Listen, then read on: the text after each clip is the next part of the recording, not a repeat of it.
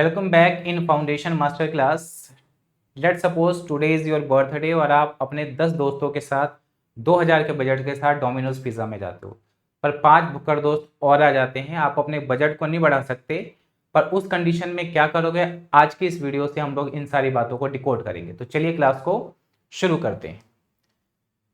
तो देखिए, पिछले टॉपिक में कुछ बच्चों के मैसेजेस आए कि सर लास्ट में वॉइस रह गई थी, वॉइस आ नहीं रही थी, तो उसको हम लोग कवर अप करेंगे उन टॉपिक्स को। यहाँ पर 5 मिनट का काम है। देन उसके बाद हम लोग सेंट्रल प्रॉब्लम और पीपीसी पर डिस्कस करेंगे और इस चैप्टर को ओवर करेंगे। तो चलिए शुरू करते हैं। देखिए, टाइप्स ऑफ इकोनॉमी। तो अगर हम इकोनॉमी की बात करते हैं तो 3 टाइप के जनरली हम इकोनॉमी को लेकर चल रहे हैं: capitalist, socialist and mixed economy. ठीक है। अभी तो बेसिक डिफरेंस क्या रहता है इसमें कि जो कैपिटलिस्ट है उसको मार्केट इकोनॉमी भी बोलते हैं। ठीक है, जो मार्केट पर बेस्ड इकोनॉमी होती है। तो कैपिटलिस्ट मतलब जिन्होंने पूंजी अपनी खुद की लगाई, जो प्राइवेट हैंड है, सारा कैपिटल उनका लगा है, तो रिसोर्सेस किसके कंट्रोल में होगा? प्राइवेट हैंड के कंट्रोल में होगा इस इकोनॉमी के अंदर। ठीक है। और क्योंकि प्राइवेट हैंड के कंट्रोल में है तो उनका मेन मोटिव होगा प्रॉफिट को मैक्सिमाइज करना। किसको मैक्सिमाइज करना? प्रॉफिट को मैक्सिमाइज करना। इसी रीजन से जितनी उनसे डिमांड की जाएगी उतनी वो सप्लाई करेंगे, क्योंकि इससे उनका प्रॉफिट मैक्सिमाइजेशन होगा। ठीक है। तो इसका एग्जांपल क्या है? यूएसए। यूएसए में आप देखोगे डिफेंस सेक्टर भी प्राइवेट सेक्टर के हाथ में ही है। आप देख लो स्पेस एक्स, जो इतने सारे इलोन मस्क की कंपनी है, जो इतने सारे सैटेलाइट्स भेजता है, कई सारे फील्ड में काम कर रहा है, तो प्राइवेट हैंड में ही है। ठीक है। वहीं अगर हम दूसरी तरफ बात करें सोशलिस्ट की, तो क्योंकि इसमें रिसोर्सेस गवर्नमेंट के हाथ में होते हैं, गवर्नमेंट के हैंड में होते हैं, तो इसलिए इसको हम क्या बोलते हैं? सेंट्रलिस्ट इकोनॉमी भी बोलते हैं। ठीक है, क्योंकि इसमें रिसोर्सेस किसके कंट्रोल में है? गवर्नमेंट के कंट्रोल में है। अब क्योंकि गवर्नमेंट के कंट्रोल में है तो गवर्नमेंट किसकी है? सारे लोगों की है। इकोनॉमी के अंदर जितने भी पीपल उन सबकी गवर्नमेंट है।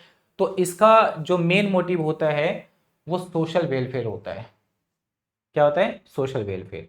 और इसी रीजन से वो लोगों की नीड को पूरा कर सकती है। ठीक है, डिमांड को पूरा नहीं कर सकती, क्योंकि नीड क्या होती है? लिमिटेड होती है। तो ये economy socialist need and supply mechanism पर काम करती है। इसके एग्जांपल चाइना और रशिया हो गए। मिक्स्ड इकोनॉमी का मतलब है कि जिसमें कैपिटलिस्ट और सोशलिस्ट दोनों मिलकर काम करते हैं। ठीक है।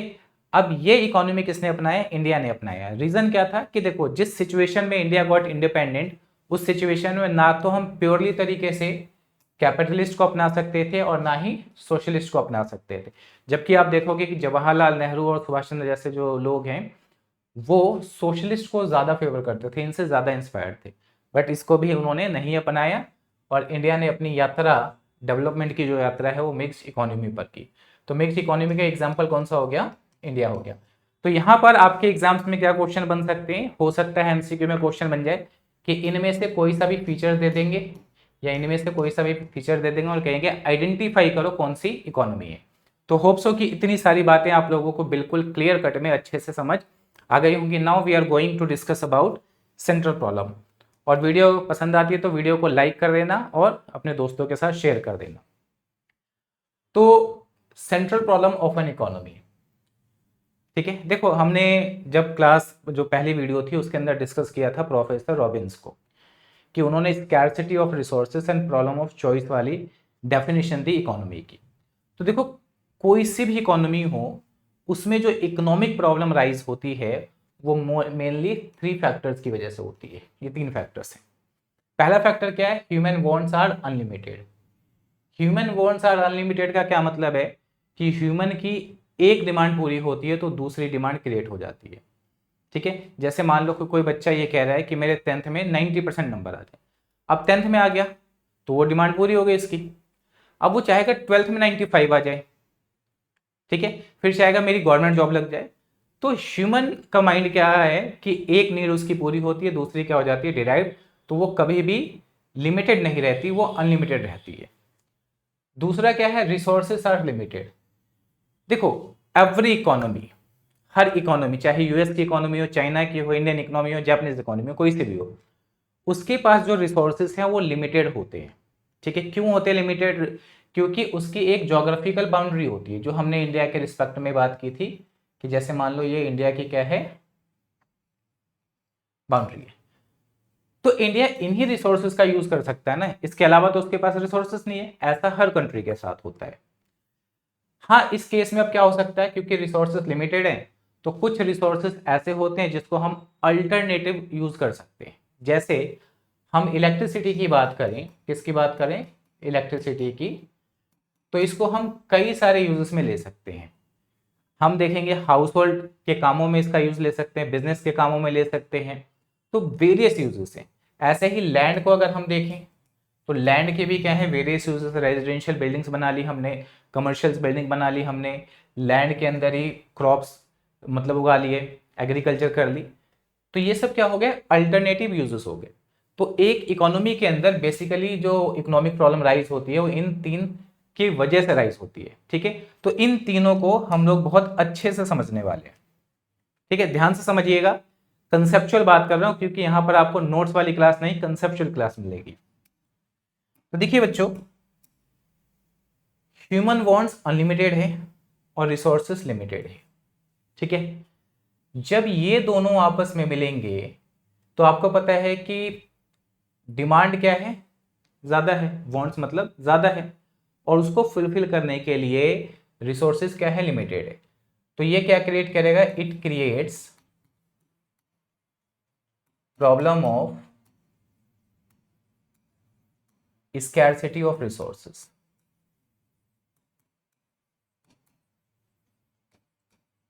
ठीक है, स्कैरसिटी वर्ड का मतलब हो गया कमी। ठीक है, क्या है, कमी। तो स्कैरसिटी ऑफ रिसोर्सेज जो है, अगर हम इसकी बात करें तो इसका मतलब क्या होता है भाई, स्कैरसिटी ऑफ रिसोर्सेज का, तो इसका मतलब है कि resources are not enough to fulfil the demand. ठीक है, इन जनरल टर्म्स में अगर मैं कहूं तो एक्सेस डिमांड ओवर सप्लाई, कि जितनी सप्लाई है उससे ज्यादा क्या हो गया, डिमांड हो गया। तो होप सो कि इतनी बातें आप लोगों को समझ आ गई होगी, स्कैरसिटी का मतलब समझ आ गया होगा। अब स्कैरसिटी ऑफ रिसोर्सेज के साथ जब हम इसको प्लस करेंगे, इस वाले को, ठीक है, तो इससे क्या होगा, प्रॉब्लम ऑफ चॉइस क्रिएट होगी। क्या क्रिएट होगी, प्रॉब्लम ऑफ चॉइस क्रिएट होगी। जैसे एक एग्जांपल लेते हैं हम लोग कि आप अपने दोस्तों के साथ, 10 दोस्तों के साथ डोमिनोज पिज्जा में गए और आपने अपने फादर से 2,000 रुपये लिए कि 200 रुपये हर दोस्त पे खर्च करूंगा। पर जैसे ही आप पिज्जा में पहुंचे, डोमिनोज पिज्जा में पहुंचे, 5 भुक्कड़ दोस्त और आपके पास आ गए। अब भाई बड़ी समस्या होगी, बजट तो बढ़ा नहीं सकते। तो आपने कहा यार 2,000 रुपये के अल्टरनेटिव यूजेस तो हैं। ठीक है, कि मेरे पास अब चॉइस है कि मैं पिज्जा भी खरीद सकता हूं, बर्गर भी खरीद सकता हूं, मोमोज भी खरीद सकता हूं, XYZ कोई और चीज भी खरीद सकता हूं। तो आपके पास वेरियस क्या हो गए, चॉइसेस हो गए, क्योंकि अभी हमने डिस्कस किया था कि सम रिसोर्सेज हैव अल्टरनेटिव यूजेस। ठीक है, तो यहां पर कौन सी क्रिएट हुई, प्रॉब्लम ऑफ चॉइस। बट इसके साथ एक और प्रॉब्लम एसोसिएट हो जाती है कि ठीक है आपको चुनना है, पर आपको ये देखना पड़ेगा कि भाई किस पर कितना खर्च करना है। ठीक है, आपको क्या देखना पड़ेगा कि अगर मैं मान लो समोसा खिलाता हूं या बर्गर खिलाता हूं तो मैं कितना खर्च करूंगा उसमें। तो इसको हम क्या बोलेंगे, इस प्रॉब्लम से कौन सी प्रॉब्लम क्रिएट हुई, it create problem of allocation of resources. ठीक है, इसने कौन सी प्रॉब्लम को क्रिएट किया, problem of allocation of resources को क्रिएट किया। और problem of allocation of resources ही क्या है, central problem of an economy है। ठीक है, तो हमें क्या बात समझ आई कि जो problem of allocation of resources है यही क्या है, सेंट्रल प्रॉब्लम है। तो होप सो कि सेंट्रल प्रॉब्लम कैसे राइज होती है वो हमने डिस्कस किया, वो आपको समझ आ गया होगा। ठीक है, तो कैसे राइज होती है कि इन तीन की वजह से राइज होती है। जैसे दोनों मिले तो इसने स्कैरसिटी ऑफ रिसोर्सेज क्रिएट किया, और scarcity of resources alternative uses के साथ मिला तो प्रॉब्लम ऑफ चॉइस क्रिएट हुआ, और प्रॉब्लम ऑफ चॉइस की वजह से problem of allocation of resources, sorry यहाँ पर थोड़ा सा रिसोर्सेज वर्ड आएगा, ठीक है, ये क्रिएट हुआ, और यही क्या है, सेंट्रल प्रॉब्लम है। तो होप तो कि इतनी बातें आप लोगों को समझ आ गई होंगी। अब नेक्स्ट आगे बात करते हैं हम लोग। तो problem of allocation of resources, ठीक है। तो problem of allocation of resources में हम लोग क्या डिस्कस करने वाले हैं, तो इसके अंदर क्या क्या आता है, ये 3 प्रॉब्लम आती है, what to produce and at what quantity, ठीक है, कि कितने मात्रा में प्रोडक्शन करें और क्या प्रोडक्शन करें। हाउ टू प्रोड्यूस, तो ये जो हाउ टू प्रोड्यूस है ये टेक्निक है कि किस टेक्निक से प्रोडक्शन करें, और टू होम टू प्रोड्यूस का मतलब है कि किसके लिए प्रोडक्शन करें, ठीक है। तो अब देखो बच्चों क्या होता है, आगे ये सब कुछ आपको टाइप फॉर्म में मिल जाएगा। तो व्हाट टू प्रोड्यूस में देखो, अगर एक डेवलपिंग कंट्री है, और आपको पता है कि चाहे डेवलप्ड नेशन हो या डेवलपिंग नेशन हो, बोथ हैव लिमिटेड रिसोर्सेज, ठीक है। तो जो डेवलपिंग है और जो डेवलप्ड है, ठीक है, तो डेवलपिंग हो सकता है कि कंज्यूमर गुड्स का प्रोडक्शन ज्यादा करे, किसका प्रोडक्शन ज्यादा करे, कंज्यूमर गुड्स का प्रोडक्शन ज्यादा करे, और जो डेवलप्ड नेशन है हो सकता है वो कैपिटल गुड्स या लग्जरी गुड्स का प्रोडक्शन ज्यादा करे। तो ये जो प्रॉब्लम है इसमें एक इकोनॉमी को अपने लिमिटेड रिसोर्सेज से ये देखना पड़ता है कि किस टाइप के गुड्स का प्रोडक्शन करें।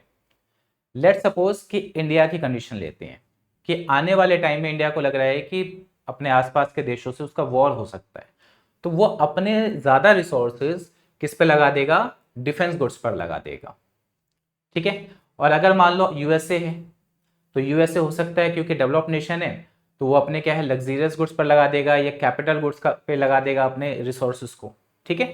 तो ये क्या हो गई, what to produce and at what quantity.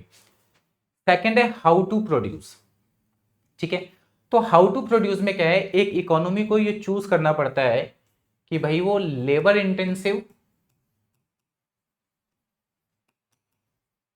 Technique का इस्तेमाल करे, मतलब लेबर को ज्यादा लगा के प्रोडक्शन करे, या कैपिटल इंटेंसिव कैपिटल को लगा के ज्यादा प्रोडक्शन करे। अब आप कहोगे कि सर कैपिटल को लगा के कैसे प्रोडक्शन ज्यादा हो सकता है, तो कैपिटल का मतलब है मशीनरी का यूज करके, किसका यूज करके, मशीनरी का यूज करके, ठीक है। तो अब देखो क्या है कि हो सकता है कोई कंट्री लेबर को ज्यादा लगाए कैपिटल को कम लगाए, या कोई कंट्री कैपिटल को ज्यादा लगाए लेबर को कम लगाए। तो ये कैसे डिसाइड होगा कि जैसे सपोज कर लो कि कंट्री लाइक इंडिया जहां पॉपुलेशन बहुत ज्यादा है, तो वहां पर लेबर जो है वो चीप रेट पे अवेलेबल होता है, किस पर अवेलेबल होता है, चीप रेट पर। तो इंडिया जैसे कंट्री लेबर इंटेंसिव टेक्निक का इस्तेमाल करेगी as compare to capital intensive technique, क्योंकि कैपिटल क्या है, महंगा है। तो इस केस में क्या हुआ कि इंडिया लेबर को ज्यादा लगाकर अपनी पर यूनिट कॉस्ट को रिड्यूस कर सकता है, किसको रिड्यूस कर सकता है, पर यूनिट कॉस्ट को। पर वहीं कंट्री लाइक यूएसए जहां पर आपको पता है लेबर महंगा है और कैपिटल सस्ता है, तो यूएसए किसका ज्यादा इस्तेमाल करेगा, कैपिटल इंटेंसिव टेक्निक का ज्यादा इस्तेमाल करेगा, और उससे उसकी per unit cost of production क्या हो जाएगी, कम हो जाएगी। तो 2 पॉइंट आप लोगों ने समझ लिए यहां पर। अब तीसरा जो है ये एक्चुअल में एलोकेशन ऑफ रिसोर्सेज को शो करता है, किसको शो करता है, एलोकेशन ऑफ रिसोर्सेज को। क्योंकि इसमें इकोनॉमी को ये देखना पड़ता है कि भाई रिच के लिए प्रोडक्शन करे या पुअर पीपल के लिए प्रोडक्शन करे। अगर मान लो कि लेट सपोज कि उसमें कार्स का प्रोडक्शन ज़्यादा हो रहा है, एसी का प्रोडक्शन ज़्यादा हो रहा है, तो हम ये कह सकते हैं कि ज़्यादा रिसोर्सेस रिच पीपल के डिमांड को फुलफिल करने में लग रहा है। पर वहीं अगर हम देखें कि भाई वीट का, राइस के प्रोडक्शन पे ज़्यादा लग रहा है, तो वहाँ पर किसकी डिमांड को फुलफिल करने में रिसोर्सेज खर्च हो रहे हैं, पुअर पीपल के डिमांड पर रिसोर्सेज खर्च हो। तो अब आगे हम लोग इन्हीं चीज़ों को थोड़ा सा देख लेते हैं। ठीक है, यहाँ पर वो सब कुछ मेंशन है जो हमने बात की। तो हर सोसाइटी को फेस करना पड़ता है भाई। अगर कोई कंट्री लेस डेवलप्ड इकोनॉमीज है, क्या है, लेस डेवलप्ड इकोनॉमीज है, तो वो क्या करेगी, फूड क्रॉप्स, मैन्युफैक्चर और बाईसाइकिल ऐसी चीज़ों को क्या करेगी, प्रोड्यूस करेगी रिसोर्सेज। अगर कोई इकोनॉमी एडवांस है या डेवलप इकोनॉमी है तो वो क्या है, building more shopping malls, producing more cars, luxurious goods, इन सब पर खर्च करेगी। हाउ टू प्रोड्यूस, कि कौन से गुड्स एंड सर्विसेज का प्रोडक्शन करना है और कौन से तरीके से करना है। An economy will use those method which can reduce per unit cost, जो पर यूनिट कॉस्ट को क्या करे, रिड्यूस करेगी।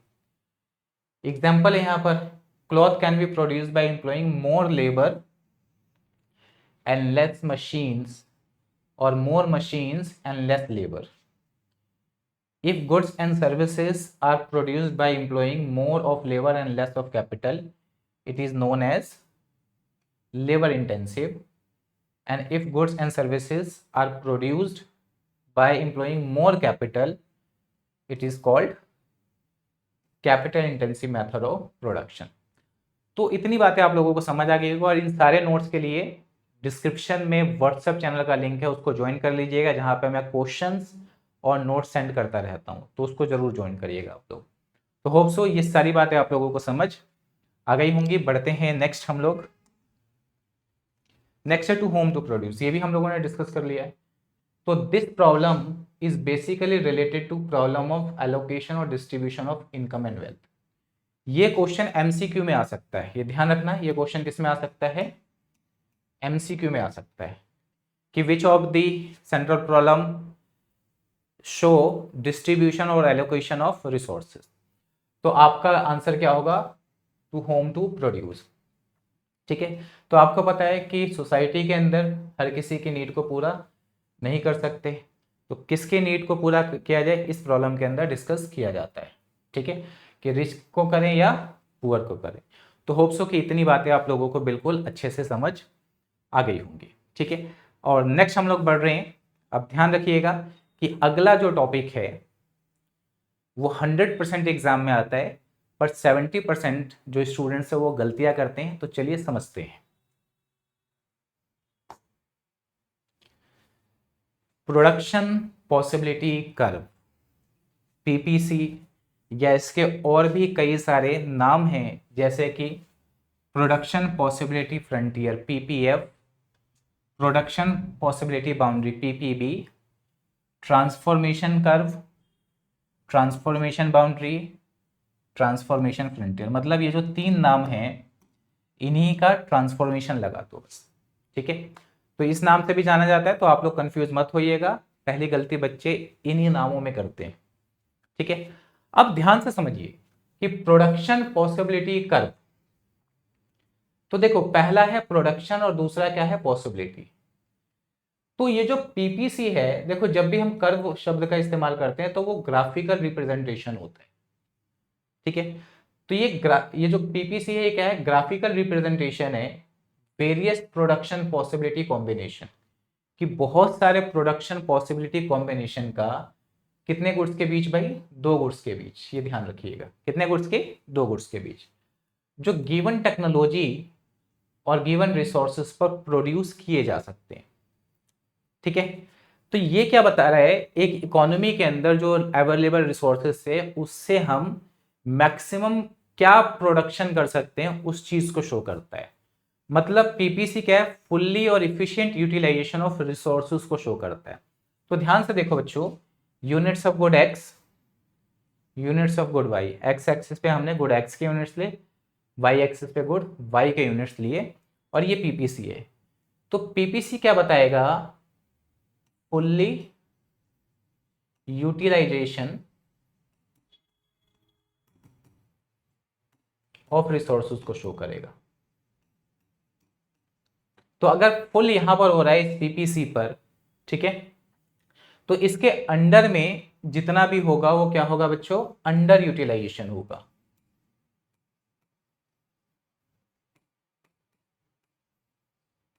क्या होगा, अंडर यूटिलाइजेशन होगा। ठीक है, तो प्रोडक्शन हम कहां पर कर सकते हैं, पीपीसी तक कर सकते हैं, पॉसिबिलिटी है। पर मान लो कोई पॉइंट है कि जो पीपीसी से बाहर है, तो ये क्या हो गया, नॉन अटेनेबल हो गया। क्या हो गया, ये नॉन अटेनेबल हो गया। होप सो कि ये बात समझ आ रही होगी। और पीपीसी के अंडर अगर कोई भी पॉइंट है तो वो अटेनेबल है, अंडर यूटिलाइजेशन को शो करेगा। मान लो पी है तो ये क्या है, अटेनेबल है, कि यहां तक हम प्रोडक्शन करने में सक्षम है। ठीक है, कैपेसिटी है कि यहां पर हम प्रोडक्शन कर सकते हैं। ठीक है, अब देखो क्या है कि बच्चों यहां पर ये हो सकता है कि ये एक कॉम्बिनेशन हो, ए बी सी डी ई और एफ। ठीक है, अब हम ये कैसे बना सकते हैं, तो देखो जैसे अगर हमने यहां पर एक लाइन खींच दी तो ये क्या बन गए, आगे मैं इस चीज को डिस्क्राइब करूंगा। ठीक है, कि ये कर्व बनेगा कैसे। तो ये सारे अलग अलग क्या हो गए, कॉम्बिनेशंस हो गए। तो पीपीसी किसको शो करता है कि graphically various production possibility combination को शो करता है, कितने गुड्स के बीच, टू गुड्स के बीच, जो गिवन रिसोर्सेज और टेक्नोलॉजी पर प्रोड्यूस हो सकते हैं। तो ये जो बातें हैं, point K, point P, attainable, under utilization, ये सब एमसीक्यू में क्वेश्चंस बनते हैं और ये बच्चे यहाँ पर गलतियां करते हैं। ठीक है, कंसेप्ट वाइज नहीं समझते। तो पहली गलती यहाँ पर और दूसरी गलती यहाँ पर। तो इस चीज को बहुत अच्छे से समझिएगा, पीपीसी बनता कैसे हम आगे उसको डिस्कस करने वाले। ठीक है, चलिए तो आगे डिस्कस करते हैं। अब देखो कोई भी कर्व है, कोई भी लॉ है, तो उसके कुछ अजम्पशंस होते हैं। ठीक है, और उसी अजम्पशन को हम लोग डिस्कस करने वाले हैं पीपीसी के अंदर कि पीपीसी के क्या क्या अजम्पशंस हो सकते हैं। तो देखो बच्चों, there are only two goods, कि हम सिर्फ कितने गुड्स के बीच बात करेंगे, टू गुड्स के बीच बात करेंगे। रिसोर्सेज में चेंजेस नहीं हो सकते, फिक्स रहेंगे। ठीक है, रिसोर्सेज जो है फुल्ली एंड इफिशिएंटली यूटिलाइज हैं। ठीक है, इफिशिएंटली का मतलब क्या है कि कम में आप लोग ज्यादा प्रोड्यूस कर रहे हो। ठीक है, और यहां पर एक बात भी ध्यान रखना है कि जो रिसोर्सेस हैं, मान लो हमारे पास जितने भी रिसोर्सेस हैं वो इक्वली इफिशिएंट नहीं है। ठीक है, क्या नहीं है, इक्वली इफिशिएंट नहीं है, इस पर भी कुछ बात करेंगे आगे। और टेक्नोलॉजी रिमेन कांस्टेंट, टेक्नोलॉजी में कोई चेंजेस नहीं होंगे। तो देखो अभी हमने क्या पढ़ा था पीपीसी में कि गिवन टेक्नोलॉजी और गिवन रिसोर्सेस, तो ओनली टू गुड्स, टेक्नोलॉजी में कोई चेंजेस ना हो, रिसोर्सेस फिक्स रहेंगे और इफिशिएंटली उसका यूज होगा। ठीक है, ये पीपीसी के अजम्पशंस थे। अब नेक्स्ट हम लोग बात कर रहे हैं कैरेक्टरिस्टिक्स और प्रॉपर्टीज ऑफ पीपीसी। ठीक है, तो देखो इसके दो प्रॉपर्टीज हैं, इट स्लोप्स डाउनवर्ड और it is concave to the origin. ठीक है, तो देखो बच्चों क्या है कि अगर हम लोग मान लो ये हमने पीपीसी बनाया, ठीक है, और मैंने इस पे दो कॉम्बिनेशन लिए, यहां पर गुड एक्स के यूनिट्स हैं और यहां पर गुड वाई के यूनिट्स हैं। ठीक है, तो एक कॉम्बिनेशन मैंने ये लिया और दूसरा कॉम्बिनेशन मैंने, तो ए और बी दो कॉम्बिनेशन ले लिए मैंने, ये हमारा पीपीसी है। ठीक है, तो अगर मैं ए से कॉम्बिनेशन से बी पर जा रहा हूं, किस पर जा रहा हूं, ए से बी पर जा रहा हूं, तो आपको पता है कि मुझे क्या करना पड़ेगा, इतना सैक्रिफाइस करना पड़ेगा, मतलब गुड वाई में इतना मुझे क्या करना पड़ेगा, कमी करनी पड़ेगी गुड एक्स में इतना इंक्रीज करने के लिए। अब रीजन क्या है, तो रीजन क्या है, लिमिटेड रिसोर्सेस। रीजन क्या है, लिमिटेड रिसोर्सेस, कि एक इकोनॉमी में क्या होता है, रिसोर्सेस लिमिटेड होते हैं। तो अगर हमें एक का प्रोडक्शन बढ़ाना है तो दूसरे का क्या करना पड़ेगा, कम करना पड़ेगा। ठीक है, तो यही रीजन है कि पीपीसी जो होता है वो डाउनवर्ड स्लोपिंग होता है। तो PPC shows maximum production possibility combination. इस रीजन से to produce one more unit of a commodity there will be sacrifice in production of another commodity. तो होप सो कि ये आपको समझ आ गया होगा। एक बात ध्यान रखिएगा, सिंगल आपसे ये भी पूछ सकते हैं, ठीक है, और आपको ये रीजन में लिखना पड़ेगा। कई बच्चे कहते हैं कि सर हमारे 90% नहीं आए। अगर आपने ढंग से लिखा होगा तो 90% क्यों नहीं आएगा। अब आपको लिखनी ये चीजें हैं, आप बस सीधा लिख दो कि भाई पीपीसी मैक्सिमम परचेजिंग पावर को, मैक्सिमम प्रोडक्शन पॉसिबिलिटी को शो करता है, इतना लिख के छोड़ दोगे, क्या मार्क्स मिलेंगे? नहीं मिलेंगे। आप कंटेंट भले ही कम लिखो, कम वर्ड्स में लिखो, पर आप सारी बातों को मेंशन कर दो अपने कंटेंट में, आपको मार्क्स जरूर मिलेंगे, ठीक है। तो होप सो कि इतनी बातें आप लोगों को समझ आ गई होंगी।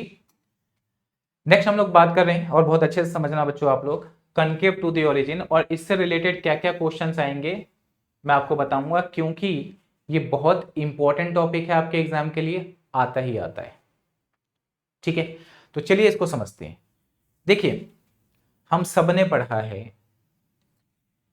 कि ये जो पीपीसी है ये ऐसे है, तो अगर ऐसी शेप बनेगी तो ये कनकेव होगा, और अगर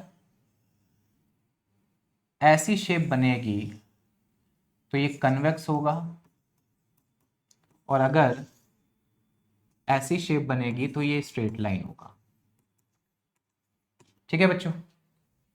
तो पीपीसी की शेप ऐसी है तो ये क्या है? कनकेव है।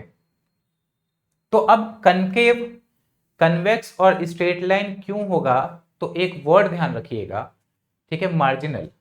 क्या ध्यान रखना है आपको? मार्जिनल। अब आगे कुछ थोड़े बहुत चेंजेस हो सकते हैं, तो ये कंसेप्ट आपका इंडिफरेंस कर्व में भी यूज होगा, आगे जब दूसरे कर्व पढ़ोगे उसमें भी यूज होगा, ठीक है। तो इसमें क्या है? रेट का फर्क है। जैसे कनकेव की बात करें कि पीपीसी कनकेव क्यों होता है, तो PPC increasing rate of MRT की वजह से क्या होता है? कनकेव होता है, ठीक है। और यही रेट अगर डिमिनिशिंग हो जाएगा तो पीपीसी कैसा हो जाएगा? कन्वेक्स हो जाएगा। यही रेट अगर कांस्टेंट हो जाएगा तो पीपीसी क्या हो जाएगा? स्ट्रेट लाइन हो जाएगा।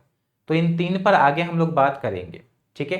तो हो सकता है कि 1 मार्क्स में यही क्वेश्चन आ जाए कि पीपीसी कनकेव क्यों होता है। तो आप कहोगे कि due to increasing rate of MRT PPC is concave, ठीक है। अब देखो बच्चों क्या है, अब समझना एमआरटी क्या होता है। तो एमआरटी एक रेशो होता है sacrificing units in one commodity to gaining units in another commodity. तो यहां पर वो रेशो मैंने शो कर दिया है, ठीक है। इंक्रीजिंग रेट समझा रहा हूं कि इसका मतलब क्या है। अब देखो बच्चों क्या है कि यहां पर हमने पॉसिबिलिटी ले ली A B C D E F, यहां पे गुड एक्स के यूनिट्स लिए 0 1 2 3 4 5, गुड वाई के यूनिट लिए 15 14 12 9 5 0, ठीक है। देखो इससे पहले क्या था हमें नहीं पता, तो इसलिए हमने यहां पर क्या लगा दिया? डैश लगा दिया। अब एमआरटी आपने पढ़ा है कि सैक्रिफाइसिंग का गेनिंग के साथ रेशो है, तो सैक्रिफाइस किस में हो रहा है भाई? गुड वाई में हो रहा है, कम कर रहे हो, और गेन किस में कर रहे हो आप? गुड एक्स में कर रहे हो। तो इसलिए डेल्टा वाई और डेल्टा एक्स, डेल्टा का मतलब होता है चेंजेस, ठीक है। तो देखो बच्चों यहां पर कितना लिखा है? 1, तो 15 में से 1 माइनस किया, कितना आ गया? 14। यहां पर लिखा है 12, तो 14 में से 2 माइनस किया, कितना आ गया? 12 आ गया। 12 में से 3 माइनस किया, कितना आ गया? 9। 9 में से 4 माइनस किया, कितना आ गया? 5। 5 में से 5 माइनस किया, कितना आ गया? 0। तो इस बात का आप लोग ध्यान रखेंगे, बहुत आसान है समझना। अब रेशो को समझते हैं। तो क्या रेशो था भाई? सैक्रिफाइसिंग। तो देखो एक सैक्रिफाइस किया इसमें एक इंक्रीज करने के लिए, तो 1:1। यहां पर हमने 2 सैक्रिफाइस किया 1 इंक्रीज करने के लिए, तो 2:1। यहां पर 3 सैक्रिफाइस किया 1 इंक्रीज किया, तो 3:1। सिमिलरली 4:1 और 5:1 आ गया। आप चाहो तो बच्चों इसको ऐसे भी लिख सकते हो 1 2 3 4 5। अब कई किताबों में हो सकता है आप ऐसा भी लिखा हो, तो मैं सारी चीजें मेंशन कर देता हूं। कई किताबों में क्या मेंशन होगा कि आपने 1y सेक्रीफाइस किया 1x के लिए, 2y सेक्रीफाइस किया 1x के लिए, 3y 1x, 4y 1x, 5y 1x, ऐसे भी लिखा हुआ आ सकता है। तो अब आप देखोगे बच्चों कि ये जो रेशो है ये इंक्रीज हो रहा है। क्या हो रहा है? पहले 1 2 3 4 5, तो इसी को बोलते हैं इंक्रीजिंग रेट। क्या बोलते हैं? Increasing rate. इसको ध्यान रखेंगे आप लोग, ठीक है। अब ऐसा हो क्यों रहा है? ठीक है, ऐसा हो क्यों रहा है? तो अभी हमने एक कंसेप्ट पढ़ा था assumption में कि all resources are not equally efficient. ठीक है, सारे रिसोर्सेस इक्वली इफिशिएंट नहीं है। इसी रीजन से क्या है कि एक इंक्रीज करने के लिए हमें ज्यादा सैक्रिफाइस करना पड़ रहा है। क्या करना पड़ रहा है? ज्यादा सैक्रिफाइस करना है। तो यहां पर इंक्रीजिंग रेट ऑफ एमआरटी का क्या मतलब है? To produce additional unit of a commodity.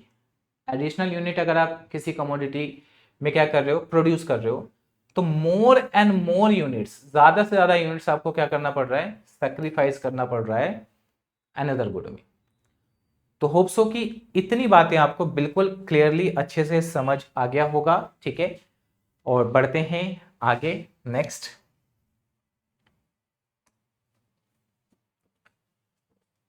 Characteristics और प्रॉपर्टी ऑफ पीपीसी। तो अभी हम उसी पर बात कर रहे हैं, ठीक है। अब देखो, अगर मैं इससे कर्व बना दूं, क्या बना दूं? कर्व बना दूं। समझना कि पीपीसी कनकेव कैसे हो गया।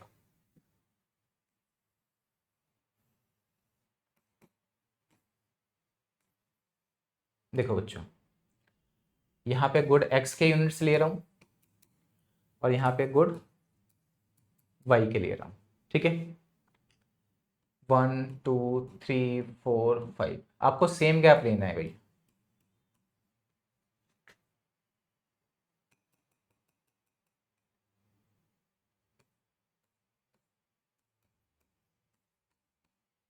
और यहाँ पे देखो 15 है तो 2 2 का 3 3 का गैप ले लेंगे।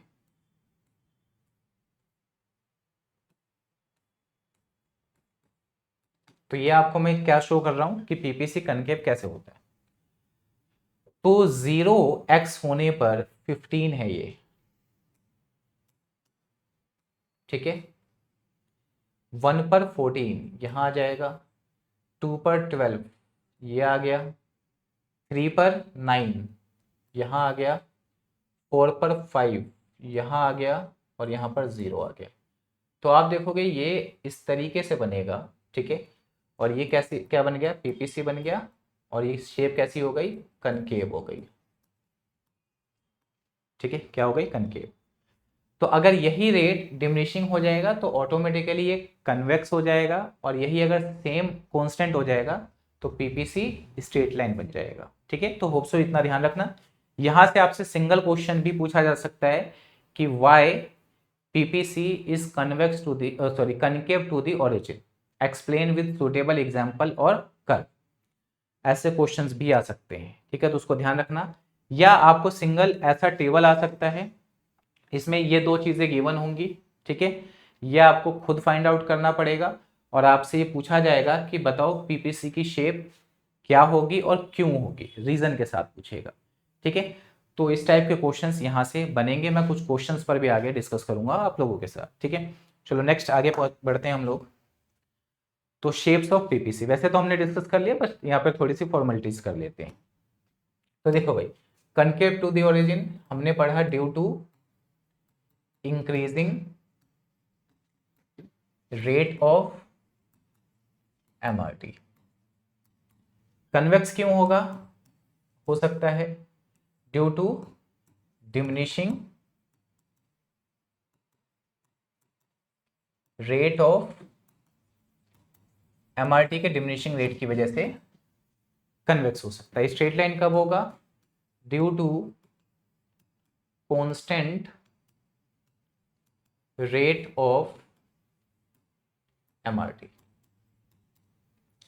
दो डेफिनेशन को समझते हैं। अपॉर्चुनिटी कॉस्ट आगे यूज हो सकता है इसका, ठीक है।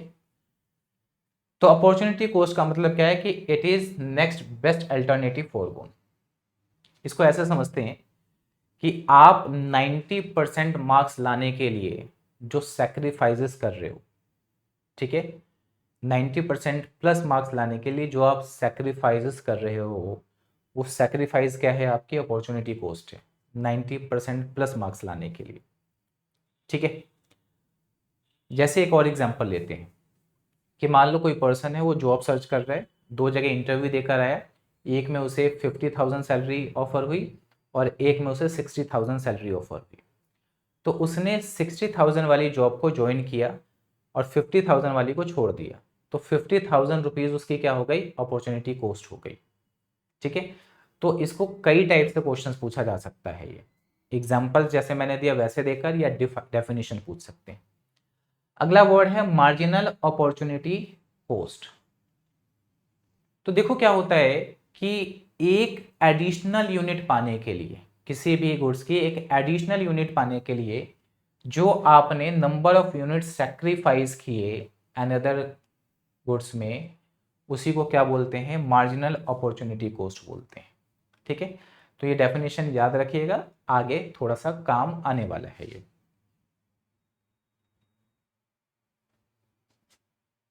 मैं एक बार साइड हो जाता हूं ताकि आप लोग इस चीज को लिख पाए, ठीक है। तो आप लोग इसको लिख सकते हो। नेक्स्ट है चेंजेस इन पीपीसी। किसमें? Changes in PPC. तो यहां भी 70% बच्चे जो है गलतियां करते हैं, तो उसको हम लोग देखेंगे। देखो पहली बात की 2 वर्ड हमें समझना है। पहला क्या समझना है कि चेंजेस इन पीपीसी। तो पहला है शिफ्ट, शिफ्टिंग, और दूसरा है रोटेशन, ठीक है। तो देखो बच्चों क्या है शिफ्टिंग का मतलब? क्या है कि शिफ्टिंग का मतलब, मान लो ये एक लाइन है, तो यहां से आप यहां हो गए या यहां से यहां हो गए, ठीक है। रोटेशन का मतलब क्या है कि आप रोटेट कर रहे हो। मान लो यहां से, मान लो आपने एक यहां पर कोई धागा पकड़ रखा है, तो यहां से आपने ऐसे घुमा दिया, हो सकता है थोड़ा और ऐसे घुमा दिया या ऐसे घुमा दिया, तो ये क्या हो गया? रोटेशन हो गया। तो पीपीसी जो है, पीपीसी के रिस्पेक्ट में अगर हम शिफ्टिंग की बात करें तो शिफ्टिंग कुछ इस टाइप से होगा। ये मान लो ओरिजिनल वाला पीपीसी है, तो यहां से यहां ये शिफ्टिंग हो गई, या यहां पर शिफ्ट हो गया। तो अगर ये यहां पर शिफ्ट हो रहा है तो इसको बोलते हैं राइटवर्ड शिफ्ट। क्या बोलते हैं? Rightward shift. और अगर ये यहां से यहां हुआ है तो इसको बोलेंगे लेफ्टवर्ड शिफ्ट।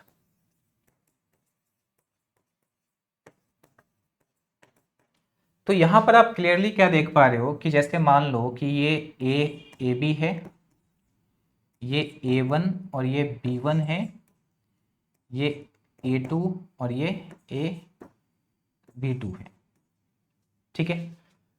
तो इसमें क्या हो रहा है कि दोनों गुड्स में चेंजेस हो रहे हैं। किसमें हो रहे हैं? दोनों गुड्स में चेंजेस हो रहे हैं। या तो दोनों बढ़ रहे हैं या तो दोनों घट रहे हैं, तो उसकी वजह से शिफ्टिंग हो रही है, ठीक है। तो यहां पर क्या ध्यान रखना है? PPC will shift to changes in production capacity. कि अगर प्रोडक्शन कैपेसिटी बढ़ जाए या कम हो जाए, ठीक है। तो प्रोडक्शन कैपेसिटी कैसे बढ़ेगी? कि मान लो एक कंट्री में रिसोर्सेस में ग्रोथ हो गए, ठीक है, तो हम कहेंगे कि प्रोडक्शन कैपेसिटी बढ़ गई। अगर रिसोर्सेस कम हो गए, आपका देखो रिसोर्सेज में कमी कैसे हो सकती है? जैसे मान लो अर्थक्वेक आ गया, सब कुछ बर्बाद हो गया, ठीक है, या कोई भी नेचुरल डिजास्टर आ गया, उसकी वजह से रिसोर्सेज बर्बाद हो सकते हैं। सिमिलरली ऐसा हम टेक्नोलॉजी के केस में भी देख सकते हैं कि अगर मान लो कि एडवांस टेक्नोलॉजी आ गई दोनों गुड्स के लिए, ठीक है, तो प्रोडक्शन दोनों का बढ़ जाएगा। और अगर पुरानी टेक्नोलॉजी हो गई तो दोनों का प्रोडक्शन क्या हो जाएगा? कम हो जाएगा। Two changes in production capacity और technology in respect of both goods. तो दोनों गुड्स के केस में अगर ऐसा होगा तो पीपीसी शिफ्ट हो जाएगा। अब दूसरा केस जो है वो हमें रोटेशन पर बात करनी है, तो वो नेक्स्ट पेज पर मैं रोटेशन पर बात कर लेता हूं, ठीक है। तो रोटेशन इन पीपीसी, देखो बच्चों,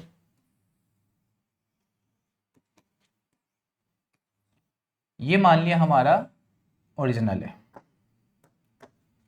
ठीक है। यहां से हो सकता है ऐसे चेंजेस आ जाए या ऐसे चेंजेस आ जाए। तो ये ए पॉइंट है, ये बी है, ये B1 है और ये B2 है। बात समझ आ गई। तो आप देखोगे कि इसमें कोई चेंजेस नहीं आए, गुड वाई में कोई चेंजेस नहीं आए, पर गुड एक्स में यहां पर इंक्रीज हो गया और यहां पे डिक्रीज हो गया, ठीक है। सिमिलरली ऐसा भी हो सकता है, सिमिलरली क्या हो सकता है, ऐसा भी हो सकता है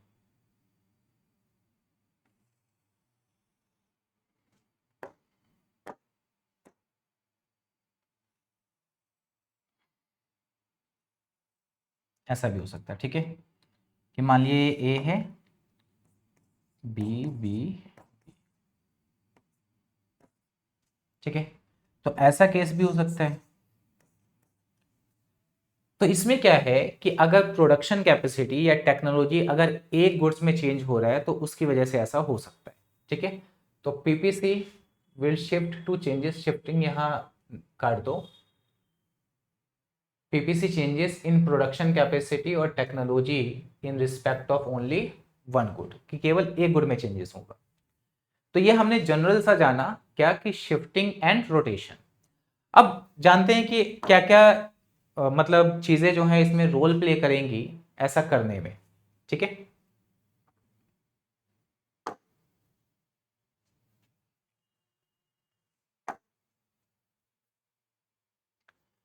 तो देखो बच्चों, अब यहां पर हम जानते हैं, देखो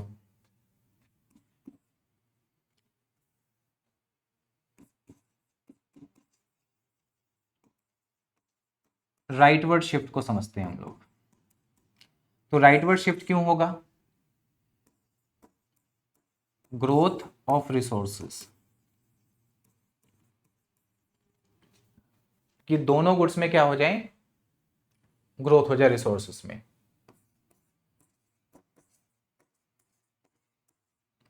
एडवांस टेक्नोलॉजी क्या आ जाए, एडवांस टेक्नोलॉजी आ जाए। तो इससे पीपीसी क्या हो जाएगा, राइटवर्ड शिफ्ट हो जाएगा। अगर हम लोग लेफ्टवर्ड शिफ्ट की बात करें, ठीक है, तो डिक्रीज इन रिसोर्सेस, ठीक है, रिसोर्सेज में क्या हो जाए, डिक्रीज हो जाए। और दूसरा क्या है, ओल्ड टेक्नोलॉजी हो जाए, क्या हो जाए, ओल्ड टेक्नोलॉजी हो जाए। तो अब ये ध्यान रखना कि टेक्नोलॉजी डिक्रीज इन रिसोर्सेज किसकी वजह से हो सकता है, अर्थक्वेक की वजह से हो सकता है, या किसी दूसरे नेचुरल डिजास्टर्स की वजह से हो सकता है। बात समझ आई।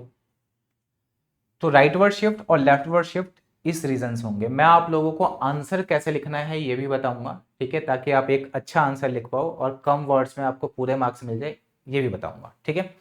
तो होप सो कि ये सारी बातें अच्छे से समझ आ गई होंगी। और यही अगर वन गुड के केस में हो, यही क्या हो, अगर एक ही गुड के केस में हो तो वो क्या हो जाएगा, रोटेशन हो जाएगा। क्या हो जाएगा, वो रोटेशन हो जाएगा, ठीक है। तो ये ध्यान रखना, मैं दो क्वेश्चन दे रहा हूं आप लोगों को, ठीक है, वो आप लोग करोगे, ठीक है, और सेंड करोगे। पहला है, due to increase in employment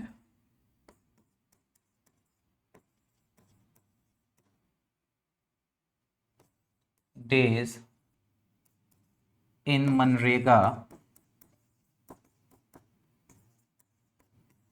from 100 to 150 days,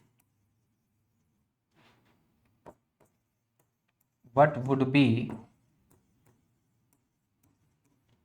its likely impact on PPC and why? ठीक है, एक क्वेश्चन ये हो गया।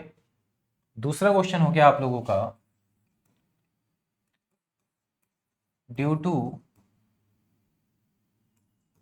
फ्लड इन बिहार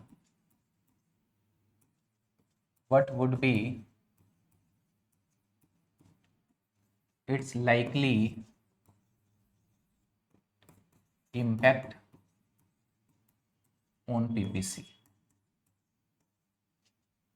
ठीक है, ये दो क्वेश्चन है, इसका आंसर लिखना। देखो सबसे जरूरी बात जो इसके आंसर में आप लोग ध्यान रखोगे कि क्या रिसोर्सेज एक के केस में बढ़ रहे हैं या एक के केस में घट रहे हैं, क्या रिसोर्सेज दोनों के केस में बढ़ रहे हैं या दोनों के केस में घट रहे हैं।